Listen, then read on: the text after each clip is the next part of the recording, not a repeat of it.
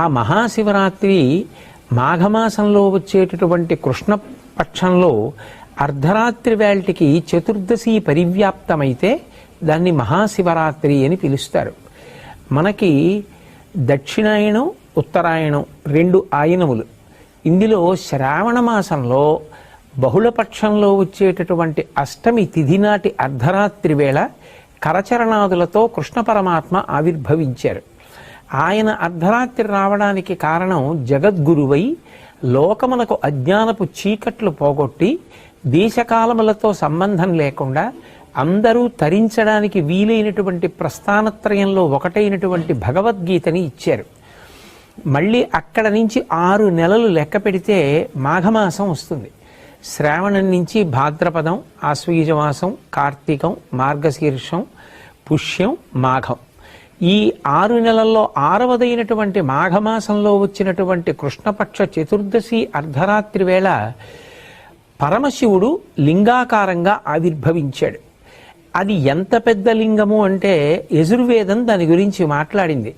ఆ పాతాళ నభస్థలాంత భువన బ్రహ్మాండమావిస్ఫురత్ జ్యోతిస్ఫాటిక లింగమౌళి విలసత్పూర్ణేందు వాంతామృతై అస్తోకాప్లుతమేకమీశమనిశం రుద్రాను వాకాన్ జపన్ ధ్యాయేత్ ఈప్సిత సిద్ధయే ధ్రువపదం విప్రోభిషించేచ్చివం బ్రహ్మాండ వ్యాప్త దేహా భసిత హిమరుచాభా సమానా భుజంగై కంఠే కాళాః కపర్దా కలిత శశికళాశ్చండ కోదండహస్తా త్రిక్షా రుద్రాక్షమాలా సులలిత వపుష శాంభవా మూర్తిభేదా రుద్రాశ్రీ రుద్రసూక్త ప్రకటిత విభవాన ప్రయచ్చస్తు సౌఖ్యం అంది. పాతాళం కన్నా కింద నుంచి పైన ఉన్నటువంటి అంతరిక్షం కన్నా ఇంకా పై వరకు ఒక జ్యోతిర్లింగము ఆవిర్భవించింది. అర్ధరాత్రి వేళ బాగా కంటిని ఆకర్షించేది ఏది అంటే జ్యోతి. శ్రావణ మాసంలో అర్ధరాత్రి వేళ జ్యోతిస్వరూపుడై జగదాచార్యుడై కరచరణాదులతో కృష్ణ పరమాత్మ వచ్చారు. 6 నెలల తరువాత అర్ధరాత్రి వేళ కరచరణాదులు లేవు, కానీ ఒక రూపం ఉన్నది. అందుకే అరూపరూపి అంటారు శివలింగాన్ని.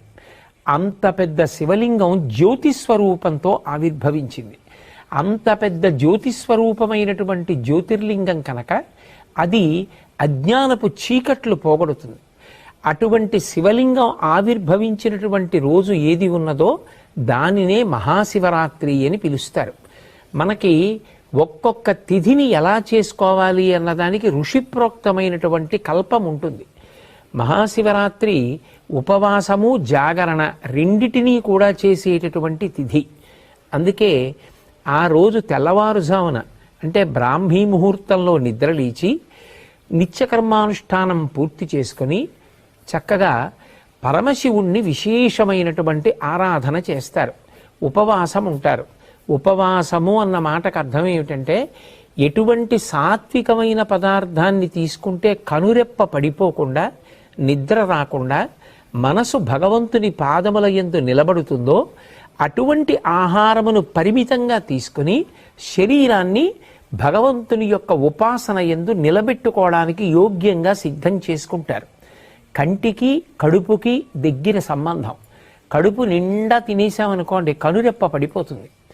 మనసు బాగా సత్వగుణంతో నిలబడాలి అంటే ఉపవాసము, భగవంతుడికి దగ్గరగా నిలబడాలి అంటే దానికి వీలైనటువంటి మార్గంలో సాత్వికమైనటువంటి ఆహారాన్ని పరిమితంగా తీసుకుంటారు. ఏదో కాసిని పాలు, కొద్దిగా పండు ముక్కలు ఇటువంటివి తీసుకుని సత్వగుణంతో మనసు నిలబెట్టి తద్వారా భగవంతుని యొక్క ఆరాధన చేసి 5 జ్ఞానేంద్రియములను మార్చి మార్చి భగవంతుని యొక్క ఆరాధన యందు ఉపయోగిస్తారు. దాన్ని ఉపవాసము అని పిలుస్తారు.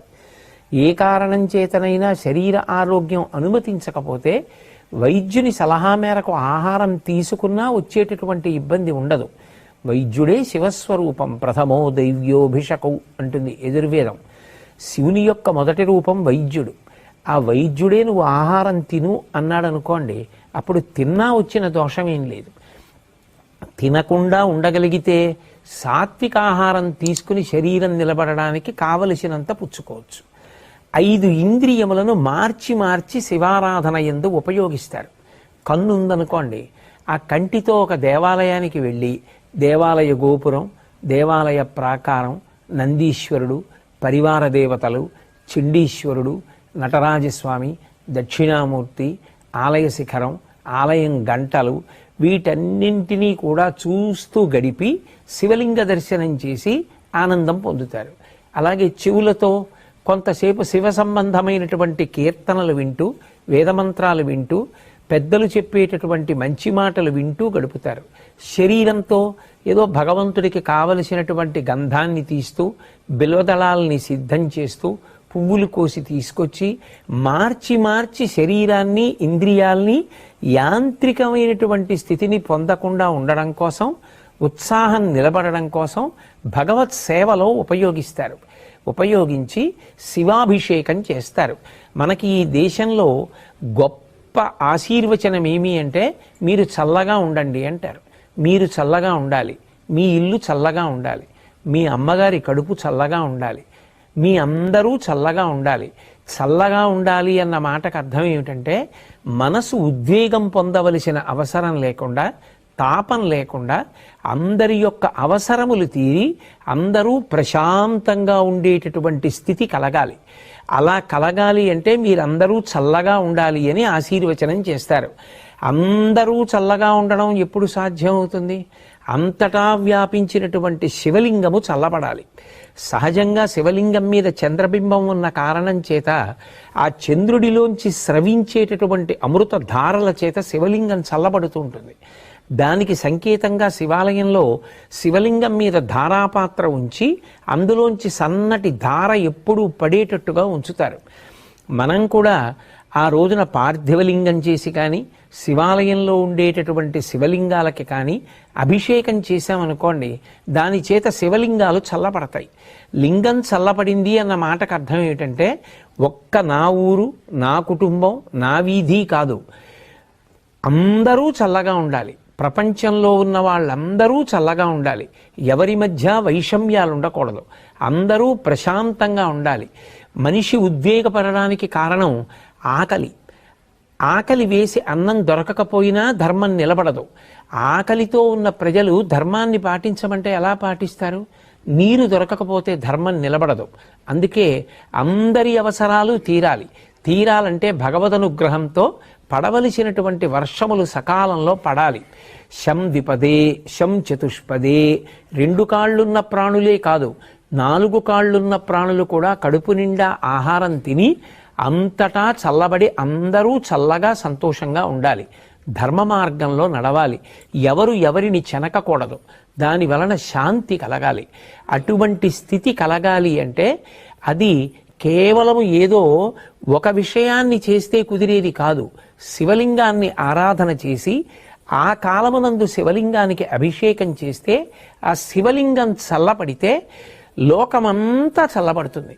అందరి కోరికలు తీరుతాయి. అందుకే లోకమంతా చల్లగా ఉండడానికి అందరూ తమ వంతుగా చేసేటటువంటి ఆరాధన మహాశివరాత్రి. అటువంటి మహాశివరాత్రి నాడు చక్కగా శివలింగ ఆరాధన చేసి శివానుగ్రహం పొందడము అంటే, కొన్ని కోట్ల జన్మలుగా వస్తున్నటువంటి అజ్ఞానపు చీకట్లు విచ్చిపోయి ఈశ్వరానుగ్రహం చేత ఆ జ్ఞానమనేటటువంటి జ్యోతి లోపల వెలుగుతుంది.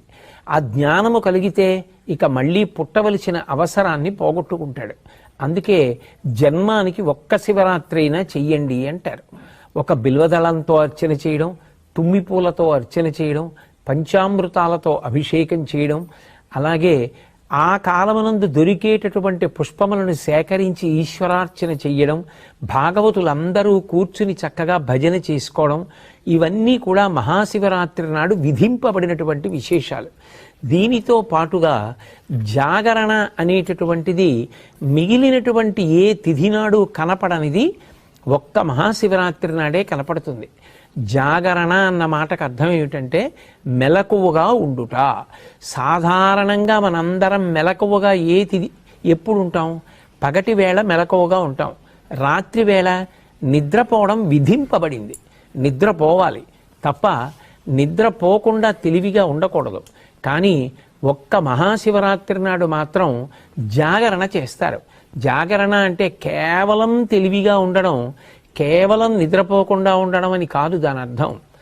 జాగరణ చేస్తున్నాడు అన్న మాటకు అర్థం ఏమిటంటే, ఆ రోజున మెలకువగా ఉన్నాడు అంటే తనని తాను పరిశీలిస్తున్నాడు, జాగ్రత్త పడుతున్నాడు.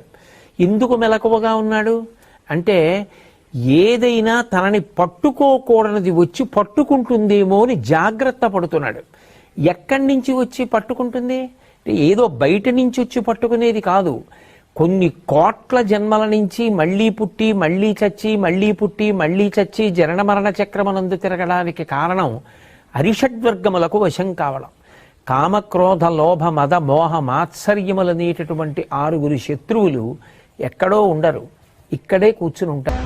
కామక్రోధశ్చ లోభశ్చ దేహే తిష్టంతి తస్కరాహ జ్ఞానరత్నాపహారాయ తస్మాత్ జాగ్రత్త జాగ్రత్త అంటారు. ఎప్పుడూ జాగ్రత్తగా ఉండు. అవి ఎప్పుడు పైకి లేస్తాయో తెలీదు. కామము, క్రోధము, లోభము, మదము, మోహము, మాత్సర్యము అనబడేటటువంటి 6 శత్రువులు కొంచెం ధ్యానం చేసి కొంచెం భక్తిగా ఉందామని ప్రయత్నం చేసేటప్పటికీ లోపల నుంచి ఆ శత్రువు పైకొచ్చి ఆ ఉపాసనని ధ్వంసం చేసి మనిషిలో రాక్షసత్వం కలిగేటట్టు చేస్తాడు. ఒక రాత్రంతా జాగరణ చేయడము అన్న మాటకు అర్థం ఏమిటంటే ఇటువంటివి తన దరికి చేరకుండా ఉండడానికి జాగ్రత్త పడడాన్ని అభ్యాసం చేస్తాడు. వీటన్నిటికీ విరుగుడేమిటి అంటే అవి మనని పట్టుకున్నాయి, మనం దాన్ని పట్టుకోలేదు. కామం నన్ను పట్టుకుంది, కామాన్ని నేను పట్టుకోలేదు. కోపం నన్ను పట్టుకుంటుంది, కోపాన్ని నేను పట్టుకోలేదు. లోభం నన్ను పట్టుకుంది, నేను లోభాన్ని పట్టుకోలేదు. అవి నన్ను వదిలిపెట్టాలంటే దానికి పరిష్కారం ఏమిటంటే ఏది చూస్తే దానికి చికాకు కలుగుతుందో అది కనపడితే అది వదిలేస్తుంది. ఉదాహరణకి జలగ పట్టుకుంది అనుకోండి, నెత్తురు తాగేస్తూ ఉంటుంది. మీరు జలగ పట్టుకుందని దాన్ని వదిలించుకుందామని పట్టుకుని లాగారనుకోండి, సాగుతుంది తప్ప వదలదు. అందుకే వీడు జలగలా సాగుతున్నాడు రా అంటారు. అప్పుడు ఏం చేస్తారు? జలగ ఎక్కడ పట్టుకుందో అక్కడ ముగ్గు తీసుకొచ్చి వేస్తారు. జలగ నోటి దగ్గర ముగ్గు వేస్తే దానికి ఆ ముగ్గు అంటే పరమ అసహ్యం, వెంటనే వదిలిపెట్టి కింద పడిపోతుంది. ముగ్గు తగిలితే జలగ వదిలిపెట్టేసినట్టు భగవత్ సంబంధమైన విషయములు ఏవి లోపలికి వెడుతున్నా ఇవి పైకి లేవవు. అగ్ని పైకి లేస్తోందనుకోండి, దీప్తమగ్ని వివాంభస అంటారు. నీరు పోసారనుకోండి అగ్ని చల్లారిపోతుంది. నెయ్యి పోస్తే అగ్ని పైకి లేస్తుంది. కోరికలు తీర్చుకున్న కొద్దీ కోరికలు విజృంభిస్తాయి. నాకు కోపం ఎక్కువ అండి అని అదేదో గొప్ప అనుకుంటే కోపం ఎక్కువే అవుతుంది. వాటిని పరిశీలించుకోవాలంటే అవి దేన్ని పోస్తే అణిగిపోతాయో పరిశీలించాలి. ఆ పరిశీలించేటటువంటి రాత్రి ఏది ఉందో, ఏనాడు నువ్వు మెలకువగా ఉండి ఏవి నిన్ను అజ్ఞానపు చీకటిలోకి నెట్టేస్తున్నాయో వాటిని పరిశీలించేటటువంటి రాత్రికి జాగరణమని పేరు. ఆయన జ్ఞానజ్యోతి అయి ఆవిర్భవించినటువంటి పరమ పవిత్రమైన తిథి. ఆ రోజున మనం పరిశీలించడం మొదలు పెడితే మనకి శివానుగ్రహం కలుగుతుంది. ఆయన వచ్చిందే అందుకు. నేను నిన్ను శివుణ్ణి చేస్తాను, నీకు వీటిని గెలవడానికి మార్గాలు నీకే తట్టేటట్టుగా చేస్తానంటాడు. ఒకడు అప్పటి వరకు కోపం గొప్ప అనుకున్నాడు. ఒకరోజు జాగరణ చేసి బాగా ఆలోచించాడు అనుకోండి, తెలుస్తుంది కోపం వల్ల ఏమి సాధిస్తాను. ఒకవేళ నేను బలవంతుడనై కోపము చేత అవతలవాణ్ణి శాసించినా అది తాత్కాలికం, వాడు మళ్ళీ ఎప్పుడోప్పుడు తిరగబడతాడు. కానీ ప్రేమ చేత జయించింది శాశ్వతం. అందుకే కోపం కన్నా ప్రేమ గొప్పది అని తెలుసుకున్నాడు. కోపము నన్ను పాడు చేస్తోంది. నేను కోపంతో ఎవరినైనా ఏమైనా అంటే వారు దాన్ని తీసుకోకపోతే అది వారినేం చేయదు. కానీ కోపంతో దుర్భాషలాడి నేను పాపం మూట కట్టుకుంటున్నాను. అందుకే కోపము శత్రువు. దీన్ని నేను దగ్గరికి రానివ్వకూడదు. ఇది పైకి లేస్తుంటే నేనేం చెయ్యాలి? అది లేవకుండా నీళ్లు పొయ్యాలి. ఏమిటా నీళ్లు? ఈశ్వర చింతనము. నేను వెంటనే ఓ గదిలోకి వెళ్ళి కూర్చుని భగవంతుడి గురించి ఆలోచించడం మొదలుపెట్టాను అనుకోండి, ఆయన లోకం కోసం హాలాహలాన్ని భక్షించి అందరూ దేన్ని నిరసిస్తారో దాన్ని తీసుకెళ్ళి నెత్తి మీద పెట్టుకున్నాడు. చంద్రుడు తప్పు చేశాడని లోకమంతా విమర్శించింది, ఆ చంద్రుడిని తెచ్చి నెత్తి మీద పెట్టుకున్నాడు.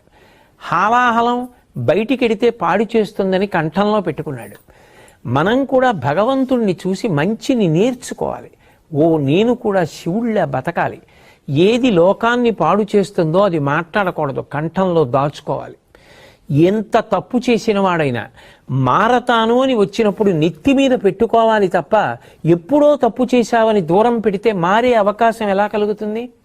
శివారాధన చేస్తాడు అన్న మాటకు అర్థం ఏమిటంటే శివుళ్ళ బ్రతకడం అలవాటు అవుతుంది. జాగరణ చేశాడు అన్న మాటకు అర్థం ఏమిటంటే చీకటి పడిందని పడుకున్నాడు తలుపులేసుకొని. ఆ రోజు పడుకోలేదు, మెలకువగా ఉన్నాడు. ఆ చీకటిని గెలవడానికి కారణాలు వెతికాడు. నన్ను అజ్ఞానపు చీకటిలోకి తోసేస్తున్న అరిషడ్వర్గములను నేను ఎలా గెలవాలి? బాగా భగవంతుని యందు మనసు పెట్టాడు, ధ్యానం చేశాడు, మంచి గ్రంథపఠనం చేశాడు, శివారాధన చేశాడు, అర్ధరాత్రి కూడా అభిషేకం చేశాడు, పెద్దల మాటలు విన్నాడు, కీర్తనలు విన్నాడు, ఆలోచించాడు, పూజ చేశాడు. మనసుని మార్చి మార్చి ఇంద్రియములతో కలిపి భగవంతుని యొక్క పాదముల దగ్గర పెట్టగా అరిషడ్వర్గములను గెలవడానికి కావలసినటువంటి మార్గములు ఇక్కడే ప్రచోదనమవుతాయి. ఇప్పుడు ఆ అరిషడ్వర్గములను గెలవడం చేతనైంది. ఆయన ఎవరవుతాడు?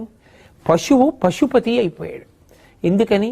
అప్పటి వరకు పట్టుకున్న కర్మపాశములు తెగిపోయి భగవంతుని యందు ఐక్యమయ్యాడు. చిరంజీవన్నేవ క్షపిత పశుపాశ వ్యతికర పరానందాభిక్యం రసయతి రసం తద్భజనవాన్ అంటారు శంకర భగవత్పాదుల సౌందర్యలహరిలో. ఆ భగవంతుని యొక్క అనుగ్రహం కలిగితే కర్మపాశములు తెగిపోతే పశుత్వం పోయి పశువు పశుపతి యందు ఐక్యమయ్యాడు. అలా ఉపాసన చేయడానికి యోగ్యమైన రోజు. ఎందుకని? ఆయనే జ్ఞానజ్యోతిగా ఆవిర్భవించాడు. యావత్ బ్రహ్మాండం నిండిపోయేటటువంటి జ్యోతిర్లింగంగా వచ్చాడు. ఈ రోజున ఎవరు నన్ను ఉపాసన చేస్తారో, ఎవరు జాగరణ చేస్తారో వాళ్ళని నేను అనుగ్రహిస్తానన్నాడు. 84 లక్షల జీవరాశులలో దేశకాలములను తెలుసుకొని ఆ తిథి యొక్క గొప్పతనాన్ని తెలుసుకొని ఉపాసన చెయ్యగలిగినటువంటి శక్తి ఎవరికి ఉంటుంది? ఒక్క మనుష్య ప్రాణికే ఉంటుంది. అందుకే జంతువునాం నరజన్మ దుర్లభం. అటువంటి నరజన్మ ఎత్తిన తరువాత మరి మహాశివరాత్రి లాంటి పర్వదినాన్ని విడిచిపెట్టేసుకుంటే దాని వలన ఎంత ఉపాసన కోల్పోయాం. ఒక జన్మంతా చెయ్యవలసిన సాధన ఒక్క శివరాత్రి నాడు చేస్తే చాలు. అది కాలమునందు కలిసి వచ్చేటటువంటి సమయం. పిల్లవాడు సంవత్సరం అంతా ఎంత కష్టపడి చదివాడు పక్కన పెట్టండి. పరీక్షకు వెళ్ళి రాయడం మొదలుపెట్టిన తర్వాత దూరంగా ఎక్కడి నుంచో వాడికి ఇష్టమైన పాటలు వినపడుతున్నాయి. ఆ 1-2 గంటలే వాడు పరీక్ష మీద దృష్టి వదిలిపెట్టి పాటల మీద దృష్టి పెట్టాడు. ఏమైంది? సంవత్సర ఫలితం పోయింది. సంవత్సరంలో కొంత భాగం బాగా చదువుకున్నాడు, కానీ ఇప్పుడు ఆ పాటలు వినకుండా ఇప్పుడు దీని మీద దృష్టి పెట్టాడు ఒకడు. ఎవడు ఆ సమయంలో దృష్టి పెట్టాడో వాడు సంవత్సరం అంతా బాగా చదువుకుని పరీక్షలో పాటల మీద దృష్టి పెట్టిన వాడికన్నా ఎక్కువ ఫలితాన్ని సంపాదిస్తాడు. ఆ కాలమునందు విలువ ఉంటుంది. పరీక్ష ఆ కాలమునకు ఒక విలువ. ప్రాతకాలము దానికి ఒక విలువ, మధ్యాహ్నము దానికి ఒక విలువ, సాయంత్రము దానికి ఒక విలువ. ఒక సంవత్సరం మొత్తానికి కాదు, ఒక జీవితం మొత్తానికి నరజన్మకి అత్యంత గొప్ప తిథి ఏది అంటే మహాశివరాత్రి. ప్రతీ నెల మాస శివరాత్రి వస్తుంది. దాన్ని మహత్శబ్దంతో పిలిచారు. మహాశబ్దంతో పిలవబడినటువంటి తిథులు మీకు కనపడవు. మహాశివరాత్రి అంటే ఇక ఇంతకన్నా నువ్వు ఉపాసన చేయడానికి తేలికైనటువంటి రోజు రాదు. అందుకే ఆ రోజు మీరు తెలిసి చెయ్యండి, తెలియక చెయ్యండి, కొన్ని కోట్ల రెట్ల ఫలితాన్ని భగవంతుడు అనుగ్రహించేస్తాడు. ఏదో ఎవరో శివరాత్రి ఏదో భగవంతుడి దగ్గరికి ఎడదాం ఇవన్నీ ఆలోచించలేదు. ఆయన ఆవు కట్టుకొయ్యి నుంచి పలుపు తప్పించుకు పరిగెత్తింది, ఆయన ఆవు కోసం పరిగెత్తాడు. ఆవు శివాలయంలో దూరింది, ఆయన దూరాడు. ఆవు శివాలయం చుట్టూ తిరిగింది, ఈయన ఆవు కోసం తిరిగాడు. ఆవు బయటికి పోయింది, ఈయన బయటికి పోయాడు. కానీ ఈశ్వరుడు అంటాడు, ఇవాళ మహాశివరాత్రి, నువ్వు తెలిసి వచ్చావో తెలియకొచ్చావో నాకు అనవసరం. ఆవు కోసం వచ్చావో దూడ కోసం వచ్చావో నా చుట్టూ తిరిగావు కదా, నువ్వు ఇవాళ చేసిన ప్రదక్షిణాన్ని కోట్లతో హెచ్చించి నీకు ఫలితాన్ని ఇస్తున్నానంటాడు. అంటే ఒక్కొక్క కాలమునందు చేసేటటువంటి ఉపాసనకి అంత శక్తి ఉంటుంది.